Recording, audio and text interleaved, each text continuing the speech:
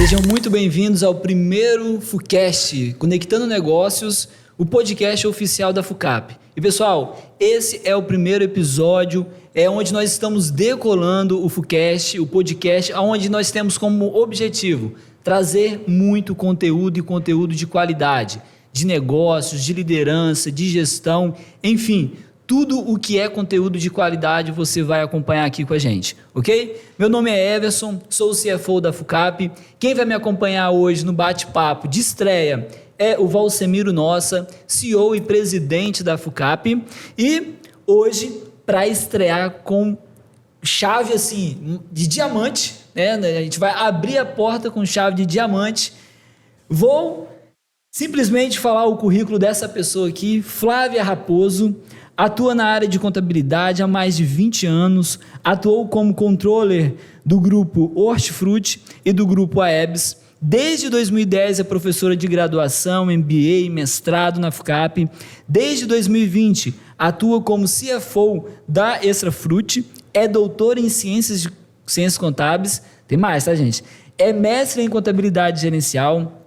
No final do ano passado, ganhou o prêmio de CFO do ano do Instituto Brasileiro Executivo de Finanças, que é realizado aí anualmente a fim de reconhecer o CFO ou a CFO do ano, e está aqui conosco para contribuir com um tema extremamente importante, né, Flávia? Muito obrigado por estar conosco aqui e compartilhar um pouco dessa gestão 360 que é você. Eu quem agradeço, Everson, Valsemiro. Agradeço a todos aí que vão acompanhar o nosso bate-papo. E para mim é uma honra poder estar aqui, né, para a gente conversar um pouco sobre a gestão, né, o que nos levou aí a chegar até aqui, né, como o prêmio que você falou, né, e todo esse percurso que não foi fácil. Não foi. Né? Tem muitos desafios e muitas histórias aí nessa caminhada. Uma honra estar aqui. Perfeito. Valsemiro, muito obrigado por compartilhar aqui, né, ao meu lado. Essa é uma honra para mim também estar do lado desse homem aqui. É uma honra estar do lado desses dois, gente. Valsemiro. Eu que agradeço, né, a oportunidade de estar nesse primeiro episódio, né, como nesse bate-papo aqui com pessoas ilustres, né, como a Flávia, né, e ao lado do Everson também, que tem colaborado muito conosco aqui. Mas falando em gestão 360, né, os desafios aí de um crescimento equilibrado, Flavinha, vou te chamar de Flavinha, tá? Pode chamar. Bom, eu sei que você não é capixaba, né? Você veio de fora, veio para cá, mas eu queria que você contasse um pouco das suas experiências pessoais aí, que contribuíram aí para essa chegada, né, nesse cargo que você exerce hoje aí nessa empresa. É uma coisa que eu sempre gosto de frisar, né, e eu sempre falo isso, que eu nunca quero esquecer, é de onde eu vim, né? Então, eu tive uma infância bem difícil. Eu sou a 6ª filha de 8 irmãos e nasci num local bem de interior mesmo, lá do Rio de Janeiro. A gente não chegava a ser, assim, interior do estado, mas era região serrana do Rio, na cidade de Teresópolis. E em Teresópolis eu nasci no interior de Teresópolis. Então, a gente tinha o desafio de andar 1 hora mais ou menos para chegar até um colégio, que era uma sala só, você estudava todo mundo junto ali, mas eu sempre gostei de estudar. E a minha mãe me ensinou tudo em casa, assim, antes de eu ir para a escola, ela me ensinou. Quando eu cheguei na escola, eu já sabia ler, já sabia escrever, já sabia fazer conta, já tabuada. Tinha uma professora em casa, né? E minha mãe tinha esse sonho, né, de ser professora. Então, eu sempre gostei muito de estudar. Eu acredito muito que a educação, e foi o gosto pelo estudo que me trouxe até aqui. Isso sempre foi um fator muito decisivo na minha vida. E sempre aliei, né, a vida executiva com a vida de estudo. Mesmo antes, enquanto eu ainda trabalhei muitos anos em Teresópolis e eu trabalhava como analista, como encarregada de setor fiscal, de escritório de contabilidade. Escritório de contabilidade, você começou? O meu primeiro emprego foi uma indústria. Olha só. Onde eu trabalhei quase 5 anos lá e eu fazia um pouco de tudo. Eu comprava, eu vendia, fazia os pedidos, tinha que expedir. Assim, eu comecei um pouco assim também. Eu acho que você está numa empresa menor até, né, fazendo de tudo no começo, você acaba tendo uma visão global de um negócio. Né? Eu acho que isso é um ponto de partida interessante. E é realmente muito interessante, porque Ali você tem um desafio de gerir um negócio e pegando todas as partes dele, né? Você vai abaixo da dona ali, das pessoas que eram os proprietários do negócio, a gente tinha que tocar o negócio. Então, tinha que ter aquela interação com o fornecedor, com a transportadora que não chegava, né? Que combinava de entregar, de vir buscar e o cliente estava chateado e tal. E aí, depois eu trabalhei muitos anos em escritório de contabilidade também. Trabalhei numa empresa de engenharia também. E aí, veio a faculdade, tardiamente. Isso é uma coisa que eu acho bacana de frisar também. Que muita gente pensa assim, é tarde para mim. Eu converso com as pessoas aí com 20 e poucos anos. Não, para mim, acho que eu não consigo mais fazer faculdade, não tenho pique. Eu falo, gente, aos 28 anos, eu não tinha feito faculdade ainda. 28, Fábio? Porque com aquela realidade difícil, né, financeira, né, de minha família, eu sempre fui uma pessoa provedora. Eu sempre tive que pegar o meu salário e ajudar em casa a compor a renda da família. E eu não tinha coragem, por exemplo, naquela época, o tanto que eu estudava, eu pegava, assim, 50 temas de redação que caíram no vestibular. Eu fazia as redações em casa. E eu sonhava com estudar numa federal. Só que estudar numa federal era ir para o Rio de Janeiro, era viver de bolsa, era não trabalhar. E não trabalhando, eu não ajudava em casa. E aí eu adiei esse sonho, que era até de ser jornalista, né, que eu compartilhei um pouquinho aqui. E aí eu ajudei meus pais. Quando a gente conseguiu comprar a primeira casa própria para os meus pais, em 1999... Aí você foi estudar. Aí eu fui estudar. Eu comecei em junho de 2000 a faculdade. Em julho de 2004 eu finalizei a faculdade e escrevi um TCC.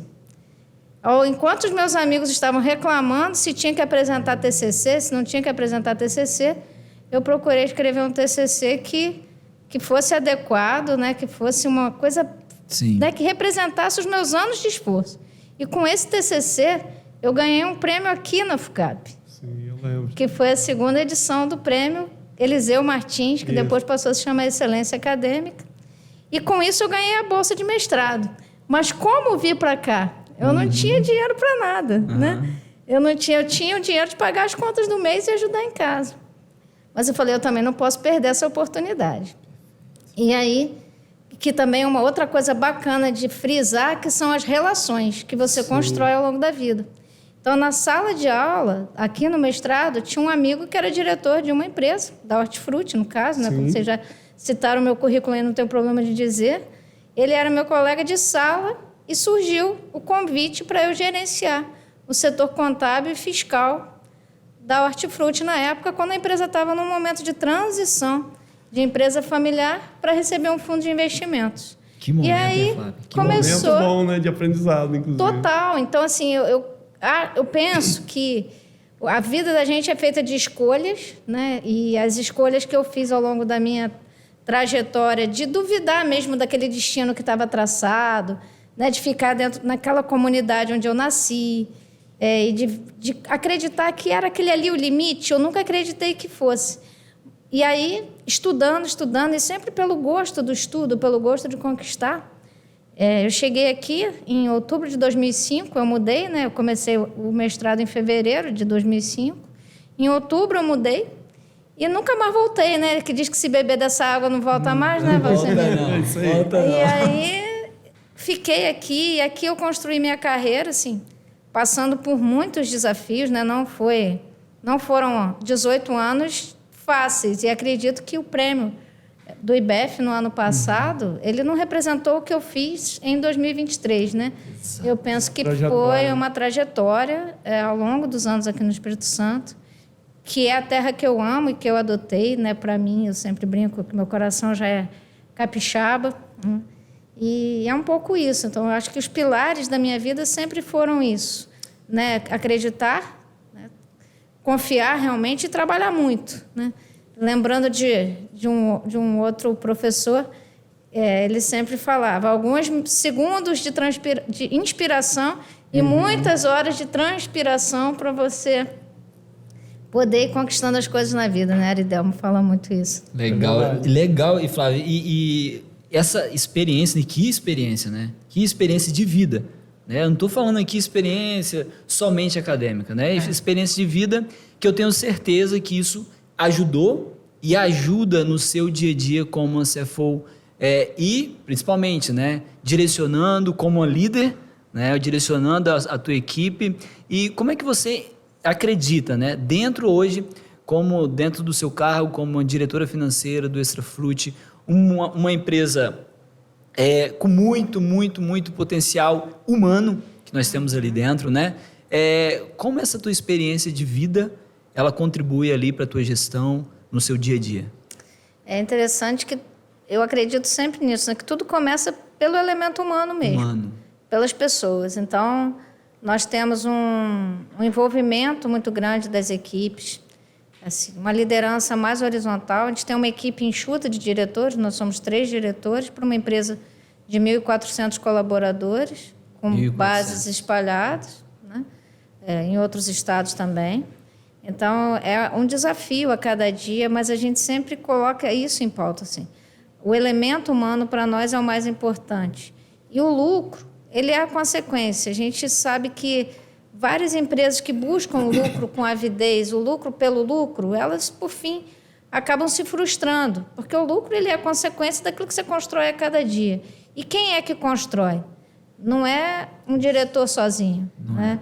Não é uma equipe. E é uma equipe que tem que estar sincronizada, né? Você vê que qualquer desajuste numa equipe, o todo vai sentir, né? É um organismo vivo, a organização é um organismo vivo. Sim. É como o corpo humano. Se você tem algum problema em uma unha no seu corpo, o corpo todo vai sentir, né? Numa organização é a mesma coisa. Então, um dos diferenciais que eu acredito, assim, da minha forma de liderar, né, da nossa gestão, como um todo até da diretoria, nós temos uma diretoria muito unida, bem colegiada para tomada de decisão, mas é isso, é colocar as pessoas, né, muito naquela linha do primeiro quem, depois o quê, né? Quem é a pessoa? A gente não se importa de demorar para contratar para um cargo, mas a gente quer contratar aquela pessoa com DNA que a gente acredita que muitas vezes pode não ter nem o perfil técnico, o melhor dos perfis técnicos daquela relação de candidatos que a gente avaliou. Mas se a gente conseguir perceber nela o DNA, de ter empatia, a gente está no meio que é o meio do agro, né? Onde a gente lida com muitas pessoas simples. Simples. E que não adianta a gente chegar lá, né? O pessoal brinca que eu ando no salto, né? Eu ando no salto alto, mas não é no salto no sentido de achar que naquele sentido pejorativo do salto alto. Se você chegar dessa forma, você não conquista o seu espaço, não conquista o seu local e não conquista as pessoas para construírem com você aquele objetivo que a empresa detalhou. Eu acho que é a empresa saber para onde quer ir, né? Saber para onde vai, botar as pessoas certas ali para estarem trabalhando com você em busca daquele objetivo. Então, para mim, o pilar principal numa organização é quem é que está lá dentro. Assim, desde o topo, né? Quem são as pessoas que estão no topo? Porque o tom do topo conta muito. Sim, né? sim. Se você tem lá no topo pessoas que não querem fazer o que é correto, que não dão a importância que uma organização tem, né? Quando a gente fala de 1.400 colaboradores, você está falando de quantos empregos diretos e indiretos, fornecedores, clientes. E o nosso modelo de negócio que a gente trabalha dentro do negócio de um outro cliente, né? A gente não tem loja física, a gente trabalha dentro das lojas, das redes de supermercado que a gente nível atende. De relacionamento muito grande. Gigante, né? Você falou aí vou pegar o gancho aí do salto, né? Uhum. Quer dizer, você, mulher, ou seja, a gente sabe que na sociedade ainda tem aí uma certa dificuldade, né, desse tema, enfim, estamos evoluindo muito, eu acho, mas como é que você vê aí a importância desse protagonismo aí feminino, né, atuando aí diretamente na área de finanças, diretamente na liderança de empresas? Como é que você enxerga isso hoje? Eu até assim, me sinto honrada de ser um ponto fora da curva aí, né, de ser uma outlier. A gente sabe que o número de mulheres que estão em diretorias de empresas ele é pequeno, diretoria financeira menor ainda, porque normalmente tem um estereótipo, né? Um padrão, homens com determinada formação, brancos. Exatamente. E sem querer levantar bandeiras, né, de ideologias ou de minorias, a gente sabe que a mulher ela precisa provar um pouco a mais da sua competência do que talvez um candidato de gênero masculino tivesse que comprovar. A gente ainda tem um rastro, né, digamos assim, de uma sociedade patriarcal. Sim. Então, isso aí não são questões que a gente fala sem embasamento, né? Existem várias pesquisas. Pesquisa que, por exemplo, de tantos candidatos que foram colocados para o processo seletivo, se não informar o gênero pela competência, pela formação, pelo currículo apresentado, o maior número de escolhidos foram mulheres. Quando submetidos os mesmos currículos, informando o gênero, aí não. Muda. E muda por quê? Porque muitas vezes a sociedade está acostumada a olhar a mulher, né? E o mundo corporativo ainda tem isso, vai engravidar. E são escolhas que você faz, né? Em certo momento da vida você tem um trade-off. Eu vou cuidar da família e vou ter filhos, ou eu vou cuidar da carreira? Então, eu acredito que no mundo em que nascem mais mulheres do que homens e que, por estatística, mulheres vivem mais do que os homens, eu acho que é hora, sim, das empresas se organizarem para entender. Olha, a mão de obra feminina ela é importante, mas não naquela vibe de nós contra eles, mas juntos. Porque é essa complementaridade que eu acho importante. Na nossa diretoria, a gente tem uma diretoria diversa e isso é importante. A gente não converge em tudo, né? Pelo contrário, a gente tem, cada um isso tem, salutar, isso é saudável, né? Salutar. Por quê? Porque o contraditório, ele é importante. Agora, fala-se em política de cotas, por exemplo. Eu acredito na política de cotas como algo de curto prazo. Provisório. Né? Provisório, para que as pessoas comecem a olhar, né, isso falando de todas as minorias, comecem a olhar para o problema. E hoje a gente pode chegar aqui num podcast e falar disso. Exato. Né? Mas o bom seria, né, e eu sonho com esse mundo ainda, em que a gente não tenha rótulos, em que a gente possa olhar para a pessoa e pensar assim, quem é a pessoa? É um profissional XYZ. Claro, com competências diferentes, características diferentes. Né? Normalmente, pessoas do gênero feminino e do gênero masculino têm características diferentes. Sim. Né? De formação mesmo fisiológica. Tem. Isso. Né? Isso é da natureza. No entanto, a gente sabe que o bom seria que a gente olhasse para as pessoas sem rótulo, de crença, de tudo, né? De gênero. E é importante, já trazendo dados sobre isso, né? E falar de diversidade é importante, né? Quando nós... eu tive o prazer e o privilégio de conhecer o Extrafruit e a gestão dessa pessoa lá pessoalmente, né? E quando a gente fala de liderança, né? É aquela pessoa ou aquela figura que as pessoas querem seguir pelos atos também, né? E é muito legal, Flávia, ter ido lá e ter visto isso, né? Nós visitamos lá o centro de distribuição, né? E como as pessoas respeitam pela figura de liderança, não é pela forma de se colocar ou, né, de forma, né, ou não estar em cima do salto, né? Não de forma, né, pejorativa. Mas, poxa, pela líder que é. E quando nós olhamos esse assunto de diversidade, e principalmente, né, dentro do cargo de diretoria e diretoria financeira, né, nós temos alguns dados bem importantes. 91%, né, da galera lá fala que, poxa, diversidade é importante. Diversidade traz inovação, né? Mas quando nós olhamos de fato, Valsemiro, os dados, e vimos que 87% dos cargos de CFO, né, estão em homens. Exatamente. E desses, 95% são brancos? Cadê a importância da diversidade que traz tanta inovação? Né? E quando nós olhamos isso e vimos que uma CFO aqui do estado, importante, né, pela empresa que é e pela líder que é, ela recebe esse prêmio, isso é extremamente... a gente se alegra muito, né? E aí eu queria entender de você, Flávia, como é que você se vê, né, nessa posição de além de ser a líder que é, né? Mas diante de tantos números contra, né? Porque são contra, né? esse prêmio, né, de CFO do ano, pelo Instituto Brasileiro Executivo de Finanças, e essa posição, né? O que é essa posição para você hoje? O que é a Flávia CFO? Eu acho que uma das primeiras coisas é a gente estar ciente da responsabilidade que a gente tem, né? Porque que é uma responsabilidade que a gente tem enquanto líder mesmo, de ser exemplo. Né?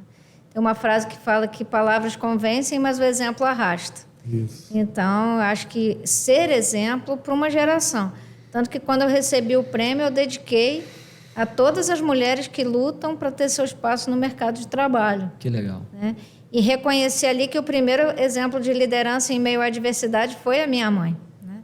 Que criou 8 filhos no meio do nada.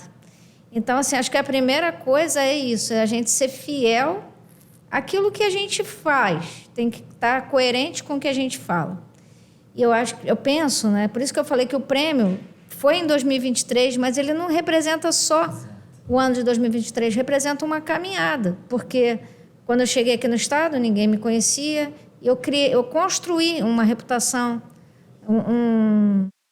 que só se mantém quando você né? Quando você realmente tem essa responsabilidade de ser fiel àquilo para o qual você foi chamado.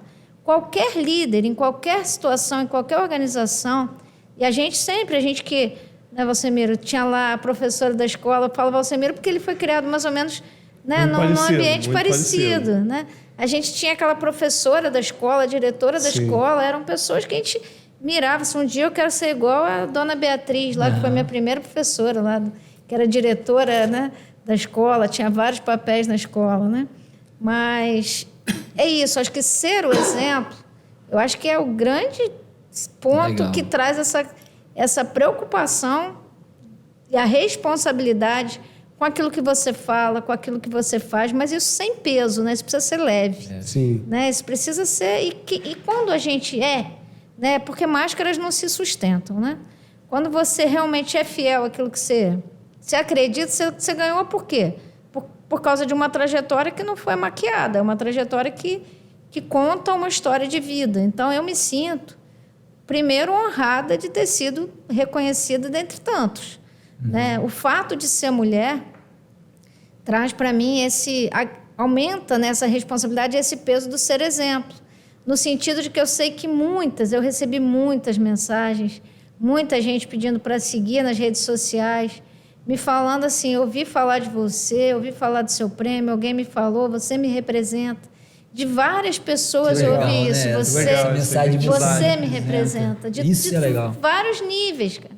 Se não foi de quem está galgando um cargo de diretor, foi da pessoa que faz a minha unha, que corta o meu cabelo, que nem me conhece, mas passou a conhecer porque alguém comentou. Então, eu acho que o grande... assim, no início, assim, não tinha nem caído a ficha ainda, e às vezes ainda me pergunto se caiu, né? Caiu, né? Mas é isso, acho que você poder falar assim, olha, gente, quem é essa pessoa que ganhou? Que tipo de criação ela teve? O que foi fácil para ela? Eu posso dizer, nada foi fácil. Nada foi fácil. Assim, é uma construção de muito trabalho e para mostrar que, assim, quando a gente tem resiliência, quando a gente tem um objetivo, quando a gente é fiel a esse propósito, que eu acho que abrir mão, né, de muitas coisas, até postei isso em algum momento, que quando a gente escolhe a carreira, né, como eu escolhi, eu fiz o trade-off. Eu não casei, eu não tive filhos, então eu fui para o estudo, para a carreira. Sim. Né? Ainda, né? Vamos botar um ainda aí, que eu não morri. Isso aí. Mas é isso, acho que é um pouco isso. Que legal. Ou seja, o prêmio ali no caso, quer dizer, é sempre bom receber prêmio, né? E, assim, tem uma importância grande para a Flávia, mas muito mais pela externalidade que ele gera na condição que você é, né? Sim. Mulher, CFO. Acho que isso tudo tem um simbolismo muito grande, né? E essa palavra, né? Essa frase, né? De você me representa, né? Isso ao mesmo tempo, poxa, é bom, né? Mas traz uma responsabilidade, né, Flávia? Traz uma responsabilidade. Por representar, né, um grupo, isso traz uma responsabilidade. Sim. Mas é uma responsabilidade gostosa. É boa, né? E aí, Flávia, a gente sabe, né? Nós como CFOs, né? A gente tem ali não só às vezes, a diretoria financeira, né? Muitas das vezes nós temos a tecnologia, temos também a área administrativa, temos o compliance. E quando nós falamos disso tudo, nós precisamos trazer inovação para esse meio, né? Inovação que transforme, né? Que coloque a empresa de fato em outro patamar, e é o que nós estamos vendo aí na tua gestão dentro do Extrafruit, sendo tão inovador, e principalmente algumas máquinas, né? Que eu observei lá. Então me fala um pouco sobre essa CFO e o olhar da inovação dentro do teu cargo. Ótima pergunta.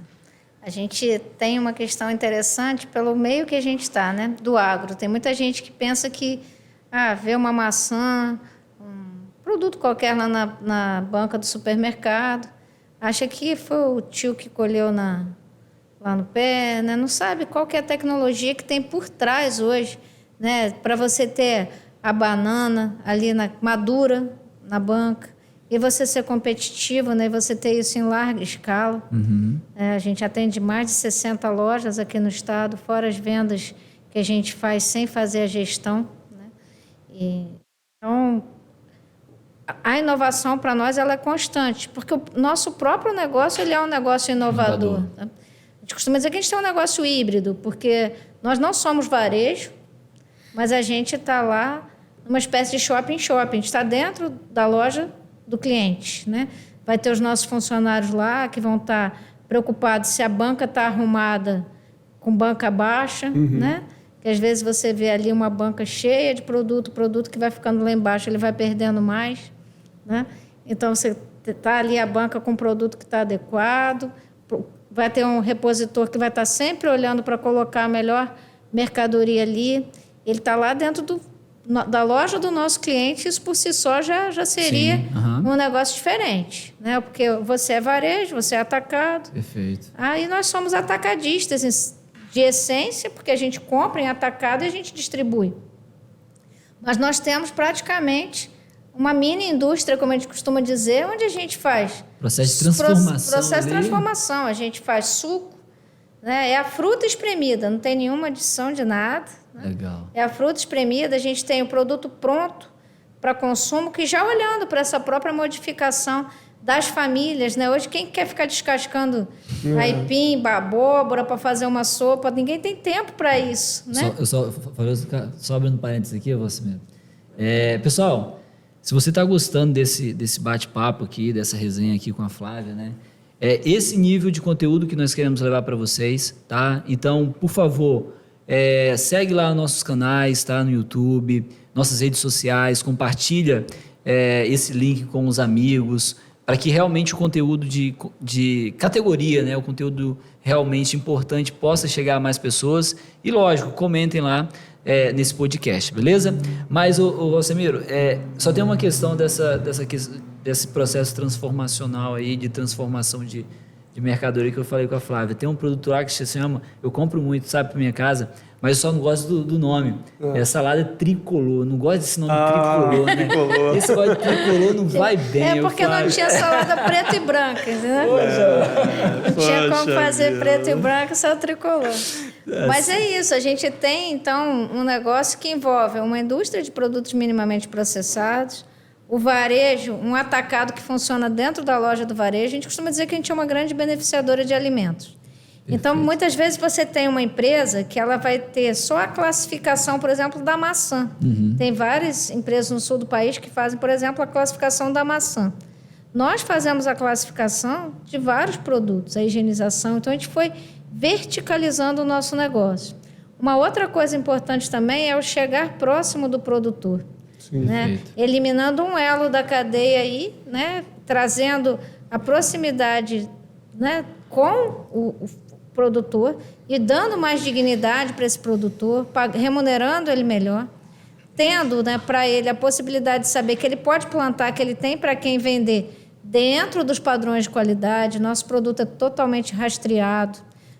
O cliente, se ele for lá na banca, lá, ele vai ver que vai ter um QR Code ali, vai ter um código de barras, que ele vai ver que aquele produto veio do produtor fulano de tal. E até mesmo ajudando ele a fazer melhor lá, né? Exato. Que é apontando, né? Eu fico muito feliz quando a gente vê aquela pauta lá dos Objetivos de Desenvolvimento Sustentável da ONU, né? E a gente olha assim, para o papel que a gente tem no segmento que a gente está, ele alcança tantos itens daqueles desafios, né? Que o planeta tem. Né? Sim. Então, o quanto que a gente puder contribuir para isso e é para isso que a gente mira, para trazer inovação, para melhorar o produto. Né? A gente acabou de adquirir lá a máquina que você citou, que você viu, né? Sensacional. Ela tira várias fotos de uma fruta em 1 minuto. Né? Então, ela é um scanner gigante, você consegue ver se lá dentro da fruta vai ter lá um machucadinho, que é olho nu, você não viu. Né? Então, melhorando a qualidade do produto que chega à banca. A gente trabalha com retardar ou adiantar a maturação de produtos, como banana, manga, para que esse produto chegue na banca num nível de maturação adequado, nem madura demais e nem verdosa, para que a gente ganhe mais tempo de prateleira. E com isso você está reduzindo a perda, e você está reduzindo a perda não é só por uma questão de lucratividade da empresa, que isso também é importante, e é o lucro que mantém uma organização, né, que gera a continuidade do negócio. É necessário. Mas se a gente pensar que um dos objetivos é a erradicação da fome, né, você vai pensar assim, a gente vai desperdiçar e no nosso negócio a perda é inerente. É produto perecível, você lida com a perda, né, mas a gente não se conforma com ela. Tanto que é meta de PLR, né, de participação nos lucros e resultados, que é uma outra coisa importante, né? A empresa destina, os acionistas destinam um percentual desse lucro para, né, dividir com os colaboradores. E um dos indicadores, principalmente do pessoal de loja, né, onde fica a nossa maior concentração ali de estoque, que o nosso estoque ele gira muito rápido. O estoque, Qual o tempo médio lá, Flávio? Eu me assustei com o tempo médio. O tempo médio estava em 6 dias úteis, né? Ou seja, cada 6 dias troca todo o estoque. Totalmente. Mas sabe quanto está? Vai reduzindo esses dias. No fim do ano aí, gigante assim a rotatividade. Por quê? Porque tem produto, a gente tem um galpão enorme lá, totalmente climatizado lá, que você conheceu, mas tem produto que nem dorme lá, só passa, classifica e vai. Né? E aí, assim, o fato de toda essa tecnologia, a gente tem um galpão hoje que não tem parede de alvenaria, é parede de câmara fria, isopainel. Então, ali você tem os produtos praticamente numa anticâmara. Qual que é o objetivo disso? O objetivo disso é fazer com que o produto tenha mais tempo de prateleira. Mas, obviamente, isso tem um custo, né? Sim. E aí vai na linha do desafio de você, tá bom, vou gastar mais energia, então como é que a gente compra energia mais barata, e como é que a gente faz agora um projeto de desenvolvimento de fazer uma energia aí mais sustentável. Né? Então, a gente tem, assim, de inovação, um número gigantesco de projetos. A gente contratou há pouco uma pessoa para cuidar só desses projetos para a gente, que a gente começou a ver assim, daqui a pouco um projeto está concorrendo com outro aqui, então a gente tem que ter alguém para gerir, até para cobrar a gente, né? Perfeito. Cobrar prazo. É interessante, assim, ouvindo você falar aí, né? Você falou aí dos Objetivos do Desenvolvimento Sustentável, que vocês conseguem beliscar em vários daqueles 17, e a gente tem uma agenda muito forte hoje aí, pautada do ESG, né? Muito comentada e tal, que tem totalmente aderência com essa questão dos ODS. E a gente vê assim, quando a gente fala de inovação, né, quer dizer, quase todo o processo de inovação hoje ele traz melhoria de fato no processo em si, melhora seu resultado, melhora o acesso, melhora a qualidade, né? E se você for olhar no fundo, você está dentro de algum daqueles objetivos lá para salvar o mundo, né? É verdade. Então, assim, eu acho que... E é claro, como é que você chega nisso? Gestão, né? Ou seja, você só consegue, vamos dizer assim, capitanear ou direcionar para esses pontos todos se você tiver aqui uma gestão, um planejamento, algo que faça com que o grupo, né, por meio daquela liderança, leve para aquele lado. Isso. Então, eu queria aproveitar aqui nessa linha, né? Aí, nós estamos falando muito da empresa que você está hoje, mas, assim, de forma geral, né? Você falando agora... quais são os principais desafios que você enxerga aí? Se você tivesse que dar um recado, né, para os CFOs aí e outras lideranças, né, de outras empresas, né, qual os principais desafios aí para ter esse crescimento equilibrado, esse crescimento que leve a essa sustentabilidade de fato? Assim, como disse, para mim, o grande desafio são as pessoas hoje. A gente está vivendo uma crise de mão de obra. Sim. Nós somos uma empresa que tem o selo da Humanizadas, né, que foca muito essa questão de você ter um ambiente, né, melhores empresas para o Brasil. O foco já é diferente, não é melhores empresas do Brasil, é para o Brasil. Perfeito. Então, nós tivemos ano passado o rating BBB, né? Olha aqui. E esse rating a gente quer superar, né? Não pelo selo em si, mas por saber que as práticas que a gente está fazendo estão mirando, né, essas questões, e o selo da Humanizados ele se preocupa muito com isso, né? E apesar disso, de ter sido GPTW, a melhor empresa para se trabalhar no ano retrasado do Espírito Santo, dentre as com mais de 1.000 colaboradores, a gente nunca teve desafio para contratar como a gente está tendo agora. Sim. De ter que ficar colocando matéria em jornal, fazendo várias divulgações em redes sociais, fazendo divulgação por meio dos nossos próprios colaboradores que vão lá nas redes sociais e falam: gente, vem trabalhar com a gente, né? Vem conhecer um pouquinho da gente. Por quê? Porque as pessoas mudaram. Sim. Exatamente. O que motivava, né? A gente vai ter aí, daqui a pouquinho, 5 gerações trabalhando juntas. Exatamente. E os incentivos acabam tendo que ser diferentes, né? E são, né? Então, acho que um dos grandes desafios somos nós, e a gente fala de diversidade, a gente tem que entender isso. Sim. Colocar isso no contexto. Equilíbrio, né, Flávio? Exato. O Brasil está com uma população mais envelhecida, que vai precisar de continuar trabalhando. Aquela história do sonho da aposentadoria, isso aí, né? A gente está com uma expectativa de vida maior, com uma qualidade de vida maior, a gente tende a viver mais e a gente vai querer viver produzindo, trabalhando. E a empresa precisa estar preparada para receber essa galera aí, Isso. 50 a mais. E esperar a aposentadoria, quer dizer, a gente tem problema na aposentadoria Sim. também, que tende a se agravar no futuro, né? Ou seja, as pessoas acabam tendo que trabalhar mais mesmo. Então, ou seja, é um contexto realmente. E nós vamos falar desafiador. disso, né? Nós vamos falar isso. sobre a aposentadoria, planos de futuro aqui nesse podcast. Que é importante, né? Isso. Trazer. Então, acho que um dos grandes desafios é esse. É entender esse cenário. Se tudo começa pelas pessoas, né, que é o que a gente acredita, como é que a gente está esse recurso aqui chamado pessoas? São pessoas completamente diferentes. Eu sempre trabalhei muitos anos nas empresas que eu passei. 5 anos, 9 anos. Né? E aí, mas essa geração atual, ela não cria raiz igual a nossa geração lá criava. Essa geração, ela é mais, vou usar um termo aqui, mais coloquial, ela é mais desapegada. Né? Então, ela foca na remuneração, no propósito da empresa. E se ela sentir que não é aquilo ali, por exemplo, eu falei de tom do topo, se o seu discurso não for coerente com o que está acontecendo lá no dia a dia, Perfeito. tchau, eu vou aqui para outra empresa que essa aqui tem, algo que se conecta com os meus valores, com aquilo que eu acredito. Então, como é que você contrata, né? Você seleciona, você contrata e você retém. Retém, exato. Porque tem um custo alto de desligar. Né? Então, acho que um dos grandes desafios é isso, é entender que as pessoas mudaram, o jeito de fazer a gestão de pessoas que nos trouxe até aqui não nos levará daqui para frente.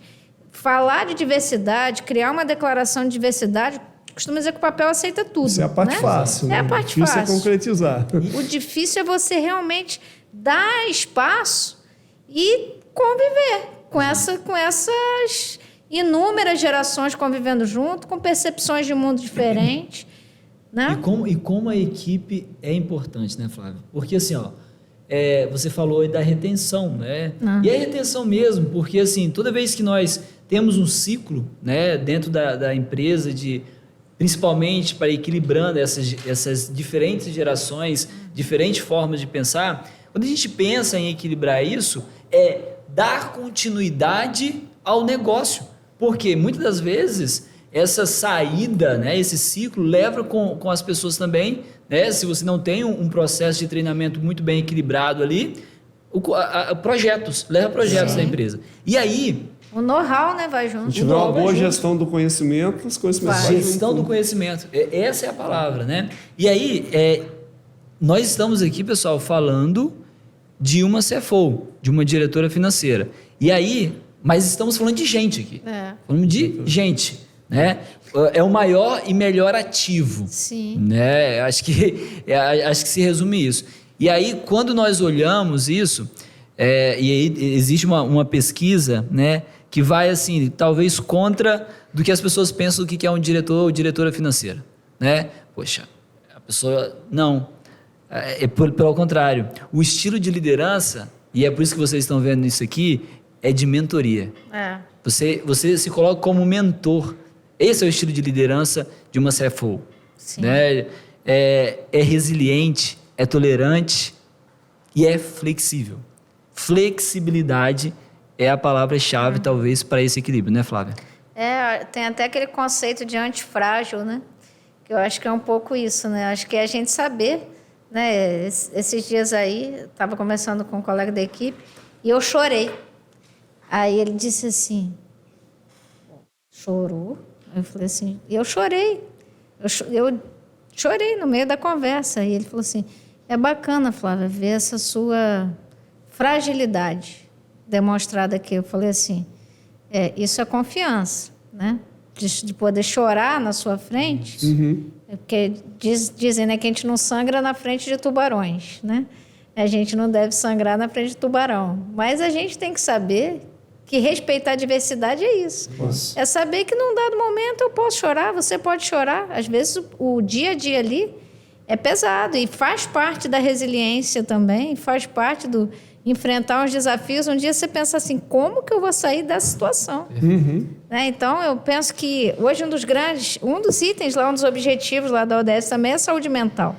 E eu penso que, assim, falando de pessoas, um dos grandes desafios a gente é a geração que sobreviveu a uma pandemia. Legal. Então, no pós-pandemia, uma das preocupações nossas é essa, assim. Como é que a gente mantém a nossa saúde mental? Exatamente. Né? E como é que a gente contribui para que as pessoas não tenham também os problemas de burnout, que têm sido muito comuns. Então, isso é uma preocupação, né, que a gente tem. Olhando para o elemento humano, que é a chave de tudo, que é o elemento humano que vai fazer as coisas acontecerem dentro da empresa. Até para falar de inovação, tem gente que pensa que inovação é só tecnologia. Inovação começa com pessoas e processos. Exato. Aí você vai buscar tecnologia para ser o meio. É um auxílio aí. Né? O meio da inovação acontecer, facilitar. Perfeito. E Flávia, indo para os nossos finais, infelizmente, deixa uma mensagem, passa uma mensagem aí para essa gestão, né? Eu acho que seria importante, tendo em vista toda essa sua caminhada, né, e experiência. Qual seria a sua mensagem final aqui do nosso podcast de hoje? Bom, primeiro, quero agradecer aí, né, pelo convite de estar podendo bater esse papo. Passou rápido demais. Muito rápido, queria né? ficar aqui falando mais meia hora. Tinha papo para muito tempo aqui. Né? Tinha. Falar que o que eu acredito mesmo e que é o que me trouxe até aqui foi, acho que é a fidelidade assim, aos princípios. Né? A gente fala de governança corporativa e parece que isso é algo que fica tão longe, tão distante. Né? Mas se a gente pensar nos princípios da governança, que é você ter responsabilidade corporativa, a decisão que você toma não pode ser baseada somente naquilo que você espera para você. Você tem uma responsabilidade com a corporação. Então, são 1.400 colaboradores, né, tantos empregos indiretos que derivam disso, como a gente já falou. A gente tem que ter um sentimento de justiça, digamos assim, né? de equidade, de fazer as coisas de forma equânime no nosso dia a dia, de tratar cada grupo com o qual a gente se relaciona. Então, enquanto diretor, você tem que falar com o colaborador do nível da base da pirâmide ali, da hierarquia, você tem que falar com o conselheiro, você tem que falar com o acionista, você tem que falar com as instituições financeiras que, de alguma forma, financiam o negócio, com o produtor, que é outra linguagem. Então, você saber que você tem que ter esse cuidado de tratar com justiça. Outra coisa é ser transparente, que é o outro princípio. O que você está fazendo aqui, você vai poder contar? Né? O Mário Sérgio Cortella ele fala, né? Você poder contar para sua mãe, né? Que é a última instância né? Que ele fala assim eu acho isso interessante. Você pode contar para todo mundo o que você faz aqui. E, por fim, é o accountability, né? A prestação de contas. Você tem que prestar contas de tudo que você faz no seu dia a dia. E acho que é prestar contas para a sociedade como um todo, é prestar conta para os seus acionistas, para o seu conselho de administração, para a sua equipe. E acho que no fim do dia é para você, diante do espelho, na hora que você deita no travesseiro, de saber que você não é um super-herói, super-heroína, né? Mas que você fez os seus melhores esforços e que você trabalhou no seu dia a dia pautado nesses princípios. Então, assim, no meu dia a dia, eu procuro, né? A gente não acerta em tudo, né? É óbvio, somos humanos, né? Vez por outra, a gente vai chegar nesse momento do espelho ali, a gente vai se deparar com essa... Eu sou muito disso, né? De olhar no final do dia e pensar como foi meu dia hoje, o que eu poderia ter feito diferente, e penso que é um pouco isso. E falando de espelho, para finalizar, tem uma metáfora interessante da janela e do espelho, né? Que um líder de verdade, aquele líder que é o líder mentor, o líder que quer, né, fazer um trabalho diferenciado, quando tudo dá certo, abre a janela e compartilha com a equipe, porque você precisa estar ciente de que tudo aquilo que você conquistou não é seu. Quando tudo dá errado, pega o espelho e olha para você. Cara, onde eu errei? Isso. A gente sabe que quando existe vaidade, né, na liderança, e a vaidade ela precede a ruína, normalmente tudo deu certo, pega o espelho, sou bom. Se deu e quando tudo errado, a janela, a culpa é de todos. Exato. Então, usar a janela e o espelho adequadamente, acho que é importante. Legal. Muito bom. Pena, né? Que acabou. Muito bom. Que final, né? Que final. Valcemiro, muito obrigado por compartilhar aqui esse debate com a gente. Legal, muito bom. Pessoal, então, toda quarta, tá? Nós vamos divulgar um episódio do FUCast, então fica ligado, novamente compartilha, se inscreva no canal, nós vamos estar no YouTube, nas principais plataformas e nos vemos no próximo episódio. Muito obrigado, até mais.